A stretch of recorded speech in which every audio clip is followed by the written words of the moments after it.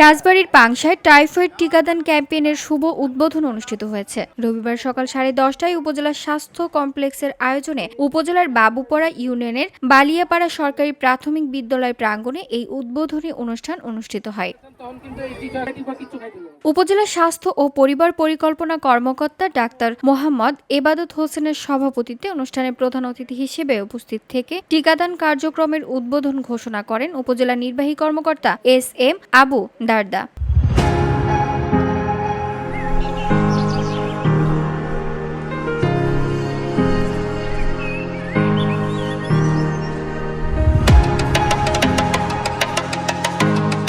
উদ্বোধনী বক্তব্যে তিনি বলেন, টাইফয়েড জ্বর হলে জীবনের ঝুঁকি থাকে এবং মৃত্যুর হারও অনেক বেশি। সেই ঝুঁকি থেকে জনগণকে সুরক্ষিত রাখতেই এই টিকাদান কার্যক্রম হাতে নেওয়া হয়েছে। অনেকের মনে টিকা নিয়ে ভয়ভীতি থাকে, এটি নিয়ে পার্শ্ব প্রতিক্রিয়া হতে পারে কিনা। আমরা সবাইকে আশ্বস্ত করছি, এই টিকা আন্তর্জাতিকভাবে পরীক্ষিত এবং এতে কোনো ধরনের পার্শ্ব প্রতিক্রিয়া নেই।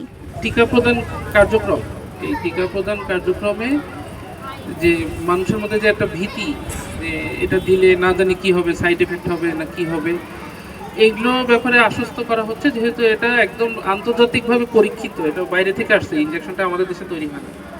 আর আরেকটা হলো বাচ্চাদের উদ্দেশ্যে বলছি যে তোমাদের ক্ষেত্রে এটা, তোমরা তো যেহেতু গ্রামে থাকো, অনেক সময় মশা কামড়ায় না?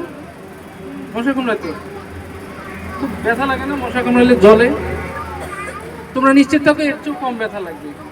যখন ইঞ্জেকশন দিবে এর চেয়ে কম ব্যথা লাগবে, টেরই পাবা না। বোঝার আগে ইঞ্জেকশন দেওয়া শেষ। তুমি হয়তো ভাববা যে ইঞ্জেকশন কখন দিবে, দেওয়া শেষ।